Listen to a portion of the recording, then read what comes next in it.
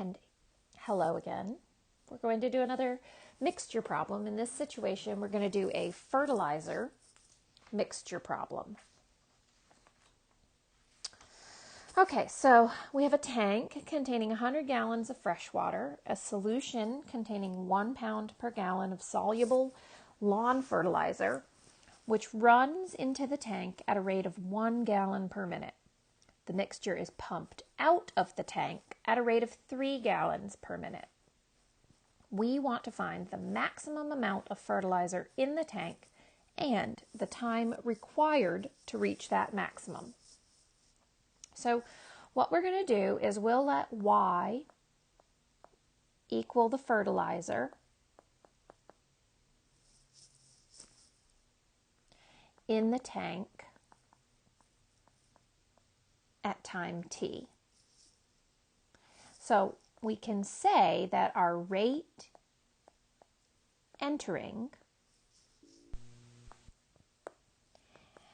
is 1 pound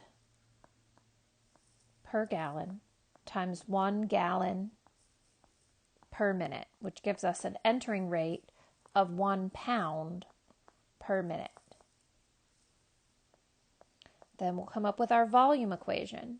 Our volume, V of T, is the 100 gallons plus the rate at which we are entering, 1 gallon per minute, minus the rate at which we are exiting, 3 gallons per minute over that time period, T minutes. So this ends up giving us an equation in terms of gallons, and we end up with 100. 1 minus 3 is -2 or minus 2T. So my volume is set up this way in gallons. And then we need to also determine our concentration.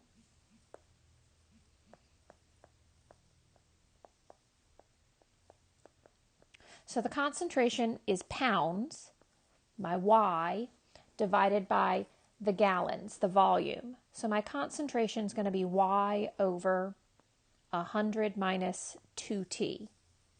And that is pound per gallon.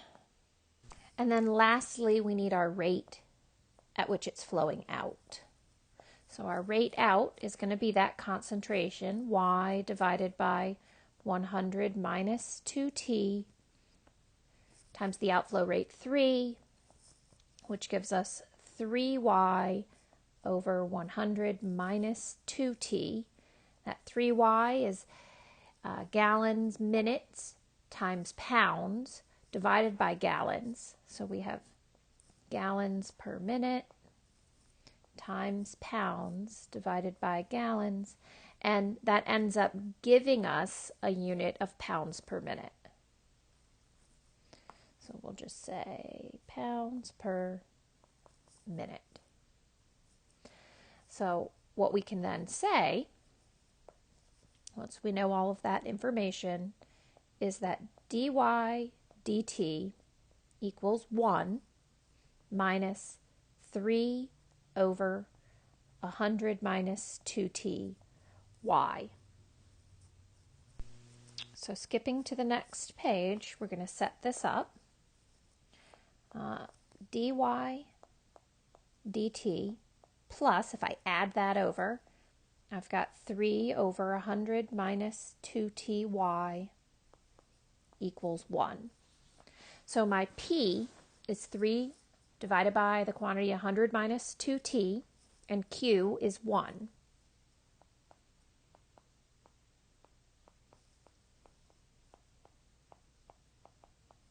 So when I go to find my integrating factor, that's going to be e to the integral of p. And the integral of p is going to be 3 times the integral of 1 over 100 minus 2t dt. So, we do a u substitution when we do these, and a lot of the times that coefficient in front of t is just 1. So in this case, when we do our u substitution, and we say u is 100 minus 2t, we get that du equals negative 2 dt. So that changes what we're doing here a little bit, and we're going to have negative 1/2 du equals dt. So my integral of p actually turns out to be negative 3/2 times the natural log of the absolute value of 100 minus 2t. And raising that to the power, we end up with the natural log of 100 minus 2t to the negative 3/2. So v of t is e to that integral of p we just found, the natural log of 100 minus 2t to the negative 3/2. And the e and the ln cancel out, so my integrating factor is 100 minus 2t to the negative 3/2 power. So we multiply our equation that we have by the integrating factor. And, again, we wrote this on the last problem, we've started to recognize a pattern. We're always going to end up with 1 over v, the integral of vq. And that's because, we proved a few videos back that we can determine this e so that the left side of the equation is always going to be the derivative of the product, y times v. So I have y equals 1 over v, and because we're doing 1 over a negative 3/2 power, we're just going to raise that to the top, and we'll have 100 minus 2t to the positive 3/2 times the integral v, 100 minus 2t to the negative 3/2. Q is 1, so I don't need to write times 1 dt. So now we need to integrate this. So integrating this last piece right here, we need to do a u substitution. U is 100 minus 2t. du is negative 2 dt, or negative 1/2 du equals dt. So that integral becomes the integral of u to the negative 3/2 times negative 1/2 du. Negative 1/2 in the front, and the integral of 3/2, when we add 1 and divide by that value, we're going to get negative 1/2. So this becomes u to the negative 1/2, and then divided by negative 1/2 is the same as times 2. So you'll see that the 2's and the negatives are going to cancel out, and we end up with that integral is just u to the negative 1/2 plus c. So we have here y equals 100 minus 2t to the 3/2, and then u to the 1/2, u was 100 minus 2t. I have 100 minus 2t to the negative 1/2 plus c. And so all of that is the integral, and so this piece in the front to the 3/2 is going to need to multiply through both of them. When we think about multiplying these first two terms, distributing here, we have the same base, so we can add the exponents. And then on the second one, we're just going to have that 100 minus 2t to the 3/2 times c. So this is 100 minus 2t, 3/2 plus negative 1/2 is 2/2, or 1. So we have that. You can use parentheses, but you don't need them here.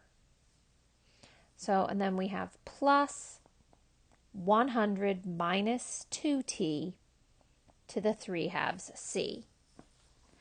And we have an initial value, so solving the initial value problem, we know that y of 0 is 0.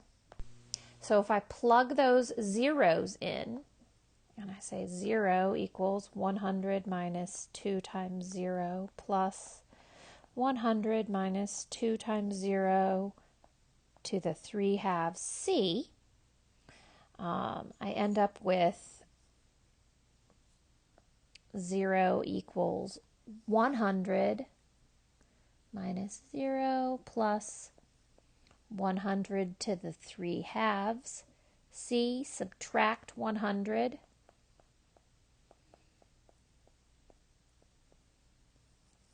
Divide, and I end up with negative 100 over 100 to the 3/2 equals C, which simplifies to negative 1/10.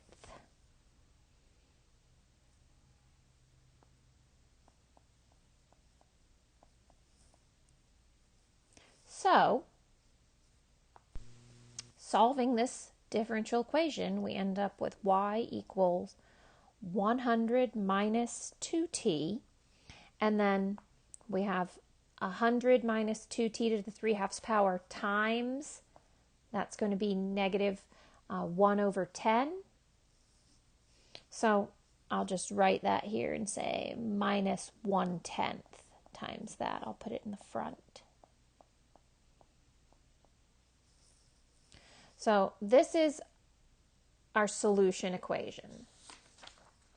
Now we have to think about what we were originally asked. So what we were originally asked would be to find the maximum amount of fertilizer in the tank.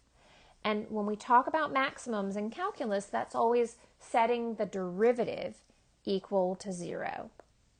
So our equation we have that we developed, 100 minus 2t minus 1 over 10, 100 minus 2t to the 3/2. If we differentiate that, dy dt, 100 becomes 0, negative 2t becomes negative 2.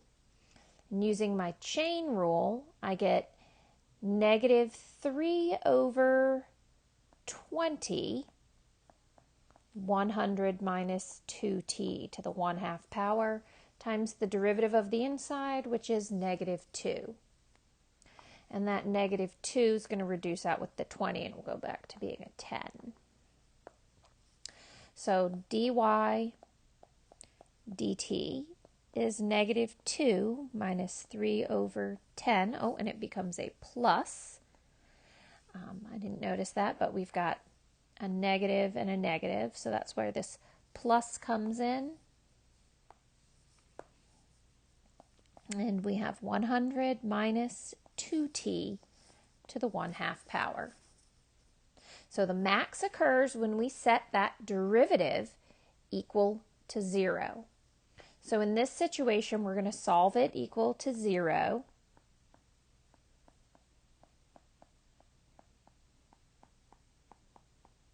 I'm going to add 2 and then divide by 3/10, which is going to give me plus 2 on the left. Divide by 3/10 is times 10/3.